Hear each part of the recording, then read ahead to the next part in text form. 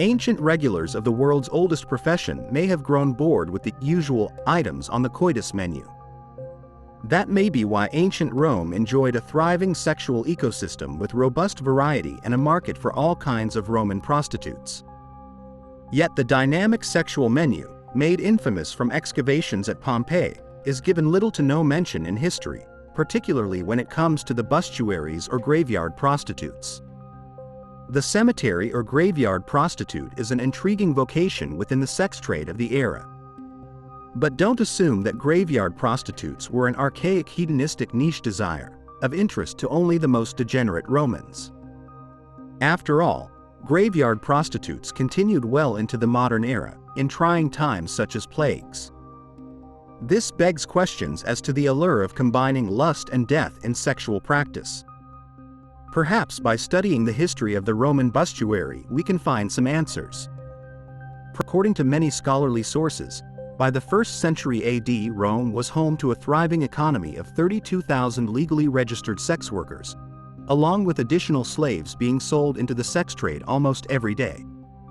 But not all Roman prostitutes were slaves. There were a small number of registered voluntary citizen sex workers acting on their own accord. In other instances, despicable men would force their daughters, wife, or sisters into prostitution to gain extra income. However, this particular act would later be made illegal by a decree under the rule of Theodosius the Great. As of that point, all men found guilty of soliciting family members would lose legal custody.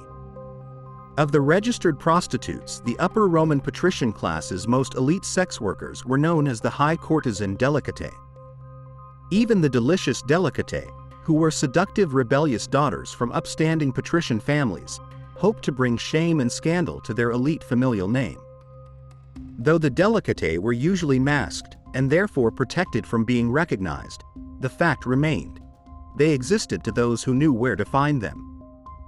Other forms existed in temple cults dedicated to Isis, Ceres, Magna Mater, Venus, and Pax. For those who were of the Roman lower castes, most registered prostitutes could be found in local, dingy, and unventilated brothels, steamy bathhouses, and even taverns mediated by pimps. Even with these many venues of operation, other variations of prostitute existed for those looking for something cheap if not a little dicey. Besides the broad range of registered Roman prostitutes on offer, there were also unregistered free agents known as prostibuli. Made up of unregistered prostitutes, these were usually self-employed freed slaves or extremely poor women who avoided paying heavy Roman taxes by any means necessary.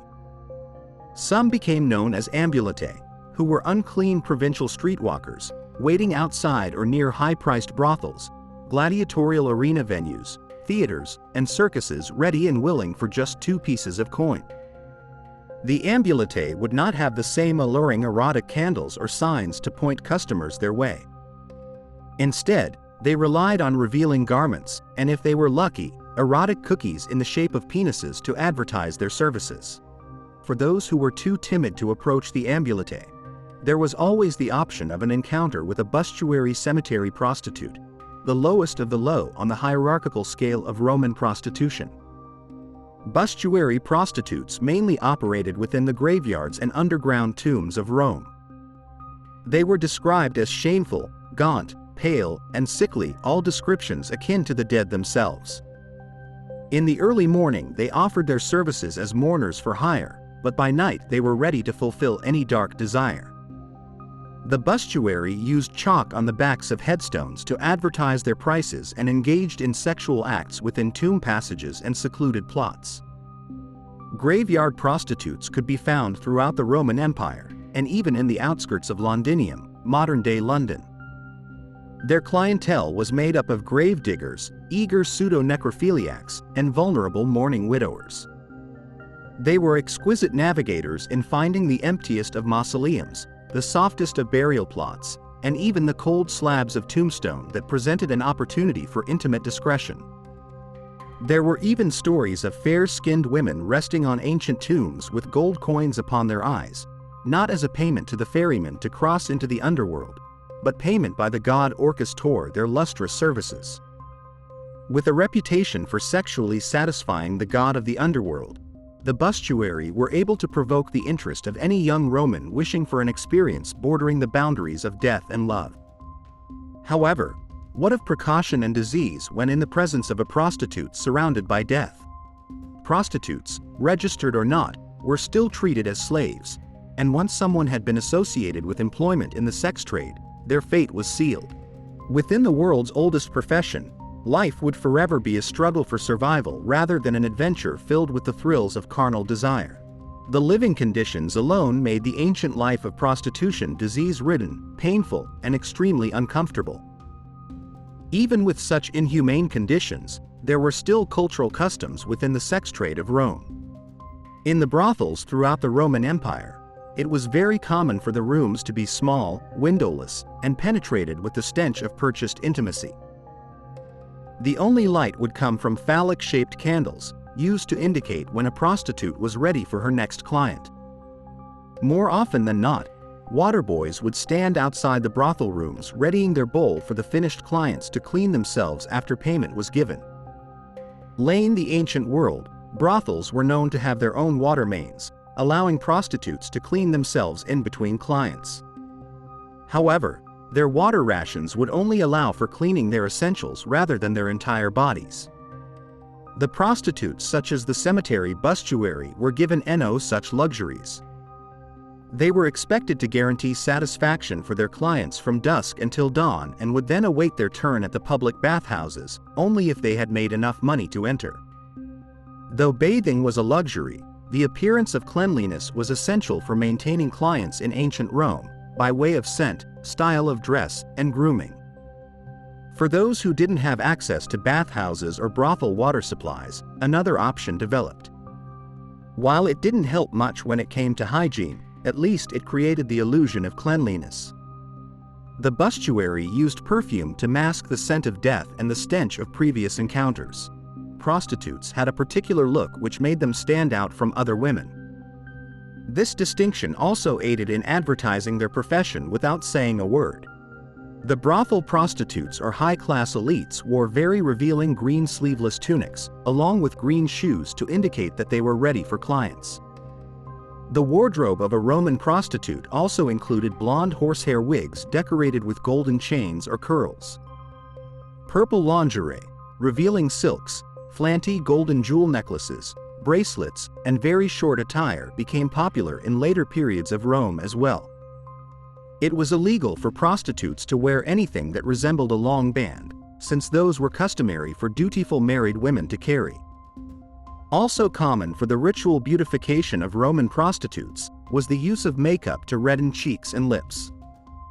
They also practiced depilation, or the removal of unwanted hair, by way of arsenic and burnt lime, which painfully singed the hairs from the legs, armpits, and genital areas. The lower caste of Roman prostitutes was usually naked or laden with belts made of straw to indicate their profession to the eyes of eager men. The cemetery bustuarii was typically scantily clad, or just as naked as the streetwalkers of Rome. However, their appeal was in appearing as pale and as gaunt as possible. As mentioned before, many clients desired making love to corpses and found the bustuarii the perfect way to fulfill their fantasy. When they performed the act, they would lay as still as possible and remain limp for their clients to indulge, before asking for payment. Along with the effort required to stay attractive and clean, the stresses of the continued pursuit of revenue forever loomed over prostitutes from every social class. By the 2nd century BC, registered prostitutes had to carry permits to partake in the sex trade. In their application, they were required to list their current name, place of birth, age, and pseudonym to keep their family name anonymous. In ancient Rome, any woman who earned money independently was considered to either dabble in prostitution or be the manager of prostitutes. No matter what level in society a prostitute was, money was a significant part of their livelihood. With many registered prostitutes, heavy taxes were enforced, which essentially counted for a third of their daily income. If they did not report to the local tax collecting aedile, they faced termination of their registration. By 40 AD, Emperor Caligula alleviated the extreme taxation of prostitutes and the charge was reduced to the equivalent of 1 client per day. This reveals how profitable legalized prostitution was for the Roman Empire. For unregistered or independent prostitutes, including the streetwalkers and bustuarii, it was necessary to nab at least 2 clients a day to subsist. One payment would go to a piece of bread and the other to wherever they were staying, or to access the local bathhouse. Without this, the bustuarii would not be able to eat that day. Unregistered prostitutes were in constant danger.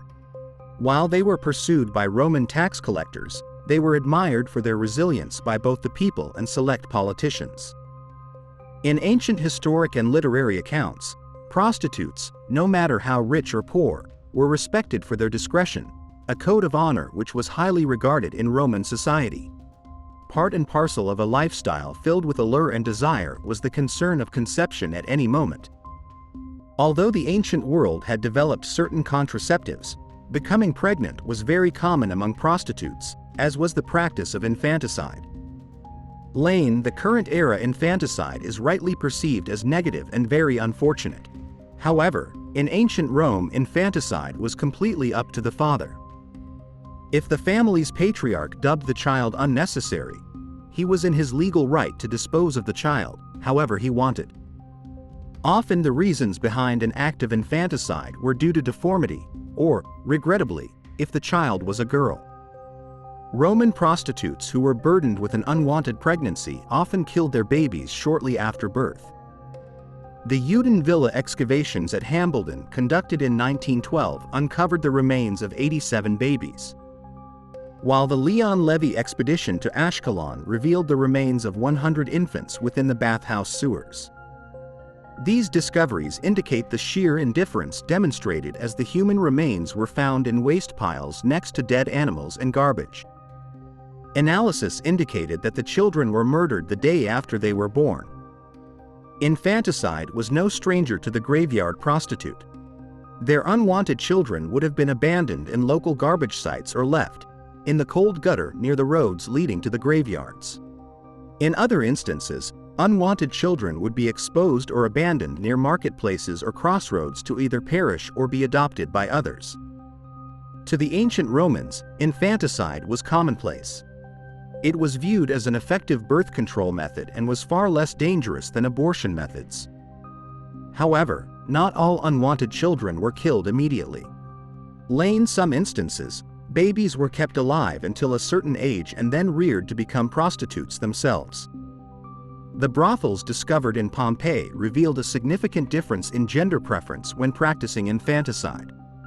The boys birthed by prostitutes were killed due to the danger that they could be illegitimate sons born from high-status Roman men. During Augustus's and Claudius's age, laws were put in place that ordered the death of any newly born bastard boys from prominent families. The law was put in place to assure a strong stance against adultery. At least in Pompeii, girls may have been spared from death since they could be sold into the slave trade or trained as prostitutes within 13 years. In all other instances of infanticide, it appeared that babies were killed indiscriminately and without gender prejudice. Although the attitudes towards infanticide and slavery may have changed, some cultural aspects regarding prostitutes and brothels have continued up until the present day, especially when it comes to graveyard prostitutes. Though the bustuarii were considered the lowest and poorest of prostitutes, their popularity was far-reaching throughout the empire and continued after its demise.